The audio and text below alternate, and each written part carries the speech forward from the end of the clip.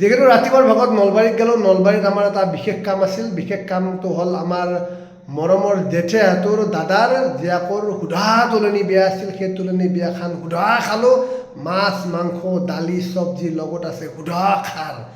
এই ভাতটো খাই তাড়াতাড়িকৈ খাই পুনৰ যাত্ৰা আমাৰ গুৱাহাটী গৈছোঁ। গুৱাহাটী কৰি দুটা বাতৰি আছিল, বাতৰি দুটা কৰি পুনৰ আমি গড়চুক থানাত উপস্থিত হ'লোঁ। গড়চুক থানাত উপস্থিত হৈ যদিও আমাৰ আজি চুবুৰীয়া ৰাজ্য মেঘালয়ত যোৱাৰ এটা কথা আছিল, আমাৰ মেঘালয় কামটো যিহেতু আজি নোহোৱাৰ কাৰণে আমি বাতৰি সংগ্ৰহৰ বাবে গড়চুক থানাত উপস্থিত হ'লোঁ। গড়চুক থানাত উপস্থিত হৈ আমাৰ যিহেতু আজি দেওবৰীয়া বজাৰ, এই দেওবৰীয়া বজাৰত যাই আমি সুধা মাছ লৈ আহিছোঁ। সুধা মাছ এচাক সুধা মাছ লৈ পেলাই এতিয়া সুধা মাছটোৰ লগত সুধা খানাটো বনাবলৈ বনাই পেলাই সুধা খানাটো খাব লাগিব। খানাটো খাই সুধা সোমাই থাকিব লাগিব। যিহেতু কালি সোমবাৰ আছে, সোমবাৰ যিহেতু আমি মাছ মাংসৰ পৰা বিৰত থাকোঁ, সোমবাৰে আমি মাছ মাংস একো নাখাওঁ। মই মাছটো কেনেকৈ বনাম কি কৰি আপোনালোকক দেখুৱাই আছোঁ, বলক। আমাৰ পৰি হাই গাইজ বুলি কৈছে, তাৰমানে হাই গাইজ মই আৰু কওঁ সুধা মানুহ বুলি কওঁ। আৰু যিহেতু আজি পানীলাওৰ লগত সুধা মাছ হ'ব, আমাৰ যিহেতু ঘৰৰ অৱস্থা বা পৰিৱেশ ভাল নহয়, আমি কিয় ভাল নহয় আপোনাক সেই কথা অৱগত কৰিম। কিন্তু তাৰ আগতে যিটো ঘৰ আহি পাই পেলাই আমি সুধা পানীলাওৰ লগত সুধা মাছ হ'ব। আৰু যিহেতু আমি বিশেষ বহুদিন ধৰি মানে ভাতৰ লগত বিৰত আছিলোঁ, থাকিলে কিন্তু অনলি ফৰ চানডে, আমি চানডে সুধা ভাত খাওঁ, ভাতৰ লগত সুধা মাছ হ'ব। এই মাছ এতিয়া আমি যিহেতু দেওবৰীয়া বজাৰ আছিল, গড়চুক থানাৰ পৰা পোনে দেওবৰীয়া বজাৰত উপস্থিত হৈছোঁ।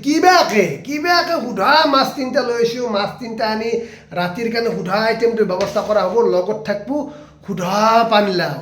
এই পানীলাওটো গাছৰ পৰা ছিঙি অনা হৈছে। পানীলাওটোৰ লগত সুধা মাছ হ'ব। এই মাছটোৰ লগত বঢ়িয়াকৈ খানাটো বনাই ৰাতি যিহেতু সুধা মাছ খাব লাগিব। আৰু যিহেতু আমি বিশেষ এটা বস্তু লৈ আহিছোঁ আজি, বিশেষ বস্তুটো হ'ল কি সুধা বগৰী চাওক, পূৰা বগৰী চগৰী লৈ এনেকৈ সুন্দৰকৈ আহি পেলাই উপস্থিত হৈছোঁ। ঘৰত আহি পেলাই উপস্থিত হৈ আৰু আমাৰ পৰি এনেকৈ বঢ়িয়াকৈ সেই কৰি আছে আমাৰ লগত এনেকৈ থাকি। আজি যিহেতু আমাৰ মানে এটা বিশেষ দিন, এই বিশেষ দিনটোৰ কথা কালি আপোনালোক অৱগত কি বিশেষ দিন।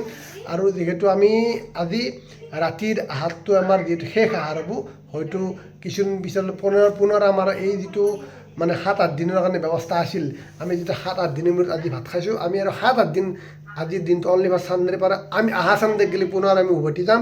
আৰু অহা চানডেক গ'লে আমি সুধা লগানি থাকিম, বেলেগ আইটেম খাই থাকিম। আৰু যিহেতু আমাৰ এনেকৈ ঘৰত আহি পালে বঢ়িয়াকৈ সুন্দৰকৈ বনাই লোৱাৰ চিষ্টেম কৰিছোঁ। আৰু এটা বস্তু লৈ আহিছোঁ আপোনালোকক দেখুৱাই আছোঁ। এই যিটো কল আছে মোৰ হাতত, এই যিটো কল আছে, এইটো গছতে পকা কল।